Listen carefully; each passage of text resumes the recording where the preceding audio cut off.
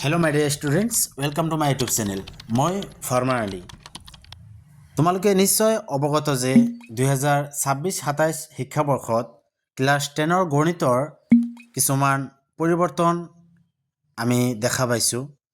Class 10ৰ গণিতৰ কাৰ্যসূচীত কিছুমান পৰিৱৰ্তন হোৱা আমি দেখা পাইছো। এতিয়া যিসকলে নাজানা এতিয়ালৈকে তোমালোকে নিশ্চয় জানিব বিচাৰিছা যে আমাৰ এই নতুন বৰ্ষৰ কিতাপত বা নতুন যেটো গণিত আহিছে তাতনো কি ইনক্লুড কৰা হল বা তাৰে পৰা কি বাদ দিয়া হৈছে।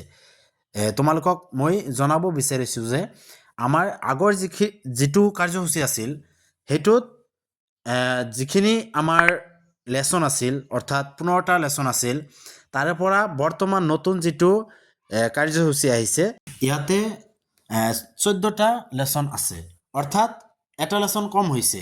এতিয়া এটা লেসন যে কম হৈছে ইয়াতে বাৰু কোনটো লেসন আমাৰ বাদ দিয়া হল আগৰ সিলেবাসৰ পৰা কোনটো লেসন বাদ দিয়া হল। এতিয়া তোমালোকক মই জনাব বিচাৰিছো যে আগৰ যেটো সিলেবাস আছিল তাতে আমাৰ 11 নম্বৰ লেসনটো আছিল অঙ্কন। এই নতুন কাৰ্যসূচীত এই 11 নম্বৰ লেসন অৰ্থাৎ অঙ্কন চেপ্টাৰটো আমাৰ এই কাৰ্যসূচীৰ পৰা বাদ দিয়া হৈছে আৰু ভিতৰত বহুতো পৰিৱৰ্তন কৰা হৈছে। তোমালোকে যেতিয়া কিতাপ পাবা নিশ্চয় গম পাবা। যেনেকুৱা এক্সাম্পল হিচাপত মই ক'ব পাৰিম যে ক্লাছ লেসন 1ৰ 1.1 যেটো আছিল হেতু এতিয়া বাদ দিয়া হৈছে।